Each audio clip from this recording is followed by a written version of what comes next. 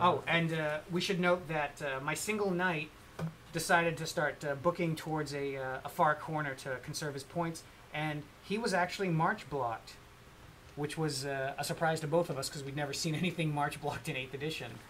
My magic phase, I ended up getting an 11 dice, big magic phase. First thing I cast was Meow Mix into the Savage Boys, giving them a -1 to their weapon skill. I also cast the strength debuff on them, getting another 1, so reducing their strength by 1, which counteracted the +1 strength they get in the first round of any combat. I cast Pit of Shades on the giant, and it scattered onto the spider boss. He made his initiative check. I think he needed a 4. And the cannon, I can't remember who I targeted, but I misfired and then rolled the 5 result, which was Rampage. And I had the single spider rider that was left, that boss, and he was about 11 inches away from me. But on 3 dice, I think I rolled a 7 or an 8. So he got to live for another round. The big combat, we had a challenge issued by my champ, which his champ, did your champ? Yeah, his champ answered, and I killed the champ. At the end of the combat, a total of 10 orcs lay dead, and I don't think I'd actually, maybe I'd taken 1 or 2 wounds back. You can see on the picture, the green dice, Matt rolled his leadership check, and I was expecting to run them down. And those 2 little pips right there represent the double 1s that Matt rolled, which... On the reroll. On the reroll. And looking back now, I'm going to probably give this die roll like the most important roll of the game, because this set up some huge charges which end up biting me in the ass big time. Literally. So during my turn, I've got some pretty obvious charges and then some ones that I had to think about a little longer. I sent the giant into the rear of those Tzeentch warriors, and I sent the night goblins into the rear of the Tzeentch caster. I decided to put my Spider Rider into the Nurgle warriors because I felt like if I won the first round, he'd be testing on a non-rerollable 8, which was pretty good odds. And if I win the second round, he's again on a non-rerollable 8. So, and I felt like I could win both rounds. What I wasn't taking into effect was magic. I also was able to move up my board boys for the second time this game and try to set them up so that they could charge anything. I moved my Spider Rider out of line of sight of the cannon so he couldn't charge me unless he rolled his rampage.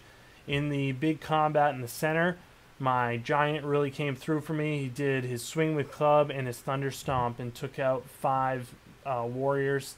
I lost my 2 orc big uns that were surviving, but he was unable to put any wounds on my BSB because of the re-roll to wounds, and I was able to win the combat just based off of pure res at this point. Yeah, the combat ended up 4 points in Matt's favor. I had the BSB and was really hoping that I could capitalize on the luck that Matt's previous leadership had shown. Unfortunately, I couldn't hit a re-rollable 4. So I ended up running. The disc got caught by the Night Goblins. I rolled high enough on the BSB unit, which was at that point just the Battle Standard Bearer and the Standard Bearer from the Warriors, and they got away. And in the other combat, his Spider Boss popped his one-hit wonder and absolutely demolished my champ, but I was able to make my Leadership 8 check, so combat stuck around. In retrospect, I should have saved my one-hit wonder. I should have just gone for my regular wounding, because that would have done enough to win the combat. And I would have had a backup in case you got some spells off next turn. But I wasn't thinking about that. I was thinking about getting that first Leadership 8 check. And then I passed the turn. Yeah, and not a ton happening on my turn 4. BSB and Standard Bearer both keep running. I think I rolled a 8 or a 9, ended up on the other side of the river. Hell Cannon tried to target the Giant and the BSB, both of them hoping for a couple of panic tests at -1, but scattered into uselessness. And in combat, my level 4 who was the only person left in my unit that could issue a challenge, had to issue a challenge. I ended up winning the combat by 1, maybe 2, and the spider boss fled. I managed to catch him, and that was the end of my turn 4.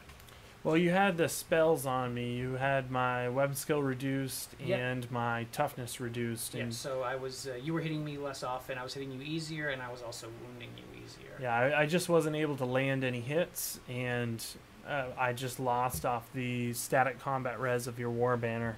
Yep. Well, for my turn, I had a big turn planned in my mind, but it didn't quite work out as I'd hoped. I charged both of the units that are facing the fleeing warrior and BSB combo, and neither one of them were able to reach them.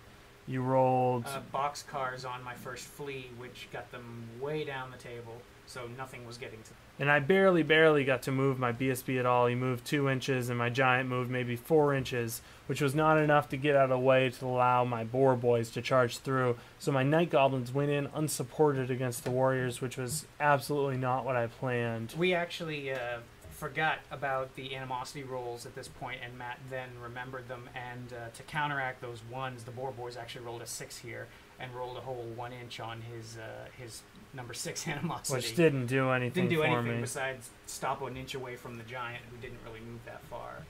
So the only charge that ended up happening was the night goblins going into my warriors, which wasn't really a good combat for Matt.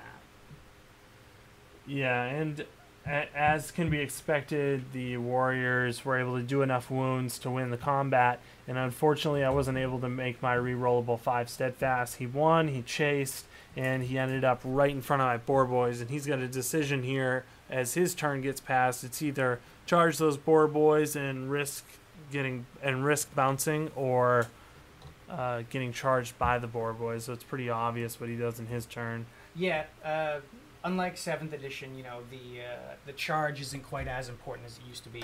It gives you +1 to your combat res, but that +1 can come in handy. And my guys, being initiative 5, mostly get to swing first regardless of who actually initiated the charge. So I go into the boar boys, and my BSB and my final regular warrior continue to flee. They stop 1 inch, maybe 2 inches away from the end of the table. I once again use the Hell Cannon to target his giant and his BSB, hoping for a hit and some panic tests, but I roll a misfire and then roll the dreaded 1, which means the Hell Cannon goes boom. On the plus side, the explosion took out the remaining Spider Rider boss, so my 205-point Hell Cannon netted me 170 points worth of Spider Rider, so it wasn't really a big point swing, so I didn't mind too much. And the Warriors crushed the boars. Matt needed to make a leadership 3 check, I think. Yeah, I had 3 casualties. You had a war banner, and you had the charge, so you were up by 5. I had the leadership banners, making me leadership 8. I needed a 3. What do I roll on the re-roll? Yep. A 3. Yep. And that was the second really fortuitous leadership roll for Matt. And of course, I grimaced because I was hoping that they were going to flee, and that I would be able to reform, facing the big dribblies off to my left flank. It wasn't to be, though. So on my turn, I just moved my giant and my BSB in a way that if he overran past the Savage Orcs, he'd have to hit both of them in the same combat, which was going to be good for me to hit 2 at a time. I don't think he could take them. And I knew the Boar Boys were going to run. All I wanted to do was get the Boar Boys to run far enough to get away from the Chaos Warriors, but not far enough to go off the table. Since it's turn 6, they wouldn't have to flee again. And as long as they're still on the table, I get their victory points. Of course, they break, and they survive. They don't go off the table. They only roll 9. And the overrun on the Warriors puts him into my BSB and my giant combo. Yeah, I thought about this for a minute, and I realized that I could have just not pursued and had my turn 6 as a magic phase to maybe throw a Pit of Shades, or just hang out there and not risk combat because I knew I was up on points at this point. But being Warriors of Chaos and wanting to roll more dice, I said, to hell with it. Let's go into the Giant and the BSB and see if we can crack some more skulls. I end up targeting the Giant with both the minus strength and the minus toughness. I drop his strength by 2, so that he's now strength 4, wounding me on 4s, and I drop his toughness by 1, so I'm no longer wounding him on 5s, I'm wounding him on 4s. Now at this point, I reminded Josh, you've removed my strength of 6 and made it a strength 4, but that doesn't change my swing with club, because swing with club specifically states do d6 strength 6 hits. It doesn't say d6 hits at your strength. Right. So my swing with club is still going to be just as effective as ever. Which is what he ended up rolling with swing with club, and I think 4 or 5 hits is what you got. I, of course, got to go first because my guys are quick, and managed to hit the Giant 3 times, needing 4s to wound. If I had gotten 2 4+, I would have taken the last 2 wounds off the Giant. Unfortunately, I rolled 1 4+, which let the Giant get his swing with club, and in the end, his Thunder Stomps, which were very, very strong. Yeah, I got like 6 of them at strength 4. 6 of them at strength 4, so 3 hits on average. I don't remember specifically how the BSB combat went. I know I had to challenge with my sorcerer, and I think, this is where you wounded me twice, and I made both of my 4-up ward saves with the armor of Destiny. And you wounded me once, but I made you re-roll it, so then you didn't get a wound. The second time. So I won the combat by 3 or 4 and ran him down, which was the end of the game, and we extended the hand. At this point, I had, I believe, 1,976 victory points, and you had 1,673. So it was a very close game. Very close. And any leadership role in there could have totally changed how things went. And if I had killed that knight, that would have been huge. It would have been decisive. 295 points is what that lone knight represented. So he, it went against his better nature, but he decided to stay out of the fight. So this week, I guess the golden mini goes to me. But since I painted up a golden Noblar for Josh, I decided to give it to him anyway. And here's a picture of that. He gave me a golden goblin, which is going to fit nicely with my army because I've actually, don't tell anyone, but I've been using a Skull Pass Musician as my standard bearer for my Archer Night Goblin unit. So this was a really great game. It was really tight, and the swings were mostly based on leadership and spells, I think. Between the miscasts and your successful spells, there was a lot of game changers in there. It was a fun game. So, big question, what's the next unit you're going to be painting for this army?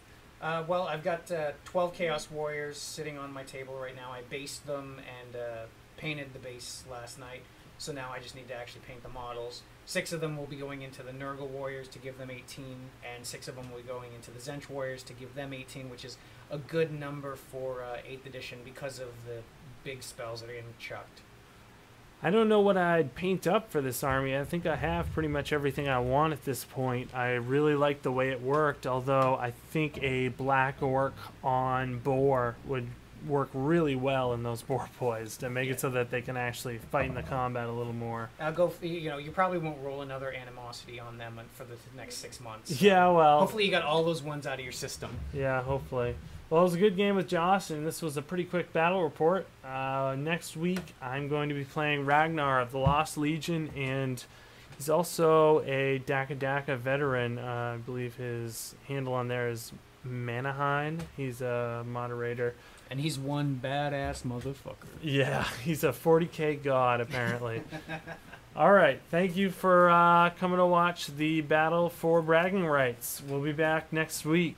If you're a terrain or model manufacturer and you'd like us to add your models to our armies or put your terrain on our table for these battle reports, just contact us at BraggingRights, WHFB, that's Warhammer Fantasy Battles, at gmail.com, and we'll make sure to include whatever you have at the show.